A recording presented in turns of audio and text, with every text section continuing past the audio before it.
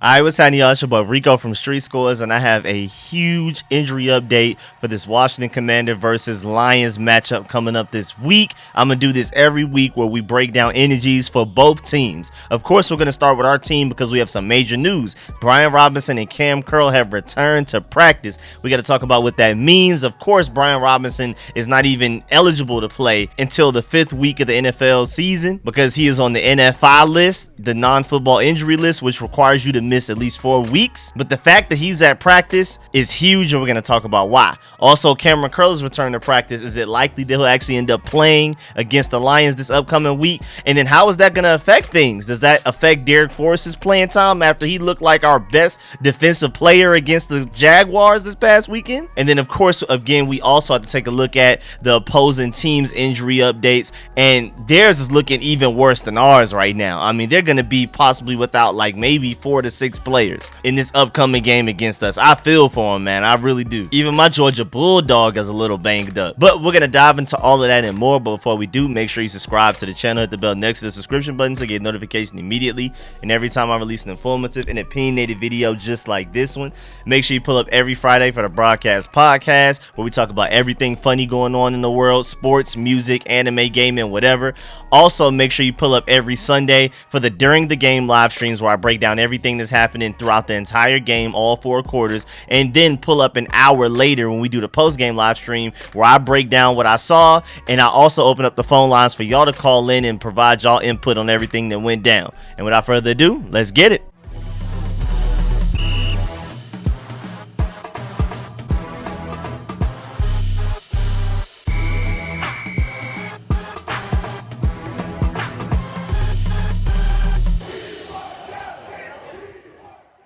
All right, so first of all, let's start with Brian Robinson. Today, he was with the team on a stationary bike. This was his first time being at practice since he was shot.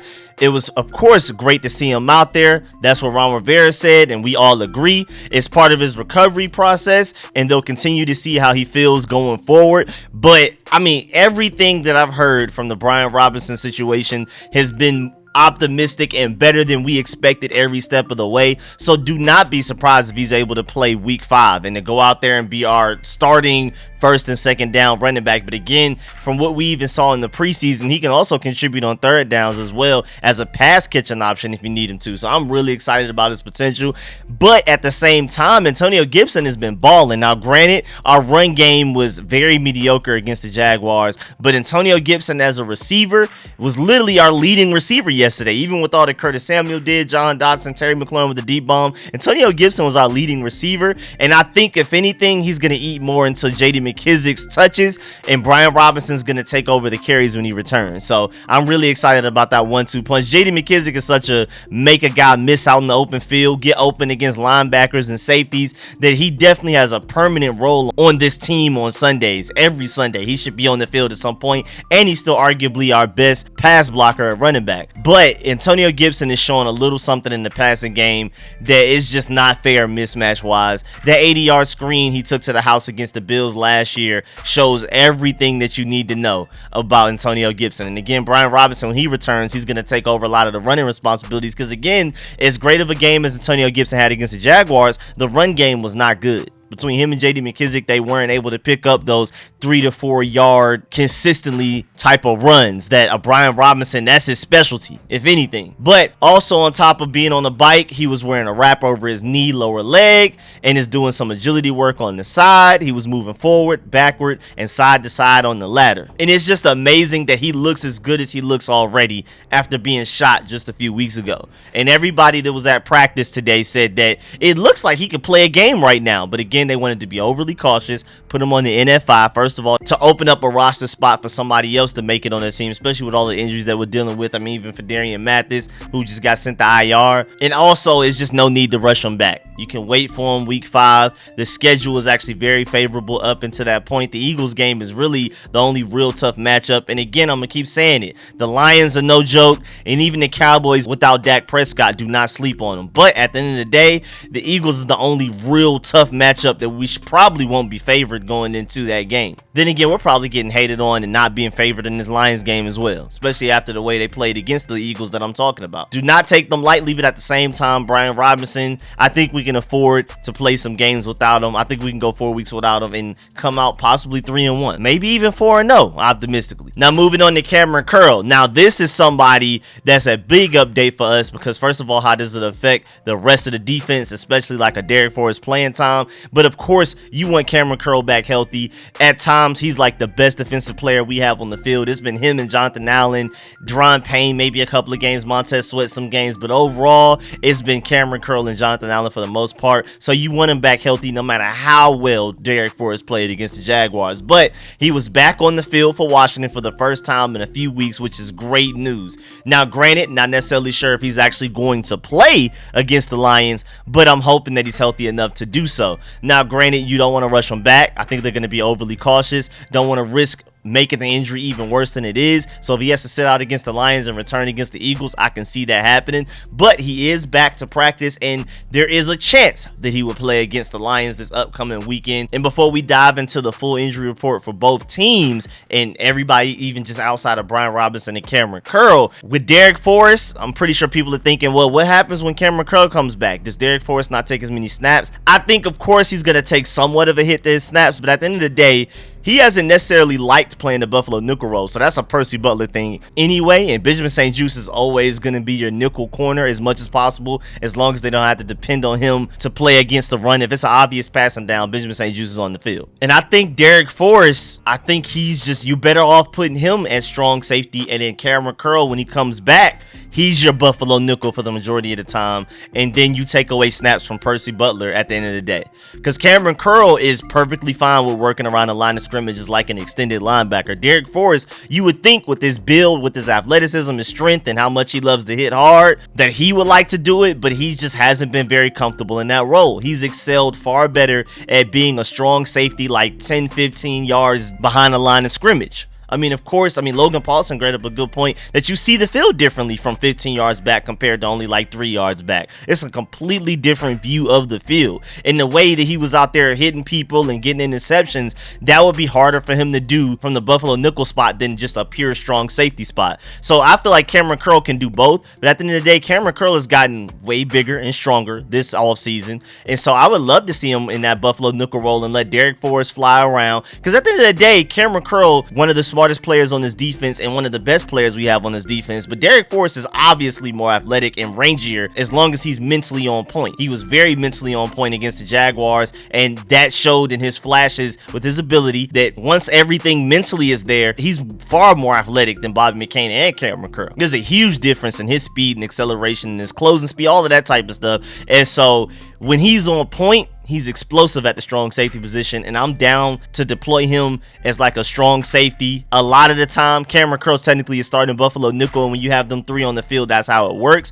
But I'm still going to assume that Kam Curl, when healthy, is going to get more snaps than Derek Forrest. So maybe Derek Forrest is off the field more than Kam Curl, but when all three are on the field, I think Derek Forrest takes over the strong safety role that's Kam Curl's primary role, and Kam Curl moves down to Buffalo nickel. And now let's move on to the injury update for the Commanders and the Lions, starting with us. From Wednesday's practice today, as far as did not participate, you had offensive lineman Wes Schweitzer with a hamstring injury. We'll see how that goes, if he'll end up playing against the Lions, which kind of sucks because the guard that he's starting in place of, that he's playing in place of, is guard Trey Turner, who was limited in a quad injury, who was hurt against the Jaguars. And then also limited, you have defensive tackle Jonathan Allen with his groin injury. I don't think it's that bad. Hopefully he's good to go. Of course, safety Kam Curl, like we already talked about, and linebacker Jamin Davis missed practice with a personal reason, so nothing too much to worry about that. I think he'll be straight. He's playing. And then Cole Turner finally practiced in full. Hamstring injury, it looks like he's ready to go against the Lions. We're going to see Cole Turner's debut. I wonder how that's going to affect Armani Rogers and his snap counts, because what he showed against that Jaguars game and what he did, and having the highest grade of any offensive player on the Commanders from that Jaguars game, I just feel like there has to be a way to get him on the field and to keep him active. Like, this Cole Turner coming back make Armani Rogers one of the players that's inactive on Sundays? I don't know how that works. Do you keep 4 tight ends active? I don't think so. And so I guess Armani Rogers, even after a pretty decent debut and all of the explosion he's shown in the preseason, probably isn't active against the Lions if Cole Turner is healthy, which is kind of the downside to it. But I really do want to see what Cole Turner can do. And if Cole Turner is healthy, you gotta play him. Now, maybe you just take away an active player from another position so that you have 4 tight ends available, because at the end of the day, Cole Turner is basically an extended wide receiver, and Armani Rogers kind of is as well. So you can kind of justify having 4 tight ends active on game day by the fact that 2 of your tight ends are literally receivers. But that's still great news that Cole Turner is practicing in full and looks like he'll make his rookie debut against the Lions. Now, speaking of the Lions, they have a lot of injuries going on. As far as did not participate, again, we only had one in Wes Schweitzer. They had defensive lineman Michael Brockers, tackle Taylor Decker, they had Tommy Kramer, center Frank Ragnow, and running back DeAndre Swift, my Georgia Bulldog. And man, these first few weeks, we're going against key Georgia Bulldog players. I don't think people have noticed, but you had Travon Walker making plays against us last week. Tyson Campbell had that interception on Carson Wentz. And then we go against DeAndre Swift, who has some of the best advanced statistics out of any running back so far through this first week in the NFL. And then the week after that against the Eagles, we got Jordan Davis and Nakobe Dean. So it kind of sucks for me as a Georgia Bulldog fan to keep having to root against my boys, but it is what it is. But back to the main topic at hand. Again, they have 5 did not participate in practice on Wednesday. We had 1. I'll keep y'all updated on that and see who actually ends up playing against us. I'm gonna give y'all a big update right before the game starts, probably the day before, but we'll see. And then also limited, they had guard Jonah Jackson and safety Afitu Melifonwu, somebody that I really wanted in the draft, and I'm really excited about seeing his maturation and development. I think he's just such a freak athlete and could end up being a really good player in the NFL. Now, it's early. First of all, he's also hurt, but he's still fairly raw, so I don't expect him to have a big impact on this game. But I think Afitu Melifonwu will eventually become a good player. And then full participants is their linebacker Julian Okwara. And so again, their injury report is a little bit more extensive than us. We have more limited participants than them, but they have far more did not participate, and we both each had 1 player that fully participated. So I think we're going to be more loaded than they are, even though we do already have some players on NFI and injury reserve and things like that on the PUP list. That's Tyler Larson, Chase Young on PUP list, Brian Robinson on the NFI. So technically, maybe we are the more hurt team overall. But on this practice report, on this injury report, it looks like we're actually the team that could be a little bit more optimistic about our team's health. But yeah, man, that's the end of this video. Please get in the comment section. Let me know how you feel about everything discussed in this video. Please leave a like on this video if you liked it, if you learned anything. Are you happy about the return of Cole Turner, the potential return of Kam Curl, and Brian Robinson returning to practice and being on a bike and doing some agility stuff? I'm super excited, man. And of course, also let me know how you feel about these injury updates, if you want me to continue this series along with the advanced statistics and Pro Football Focus grade series that I'm working on as well. Also, stay tuned for all of the film sessions I have coming up now that I finally got my hands on the All 22. And of course, man, I appreciate all of the support, man. Shouts out to all of my sponsors, especially my Pro Bowl sponsors whose names you see scrolling on the screen right now. Catch y'all later. I'm out.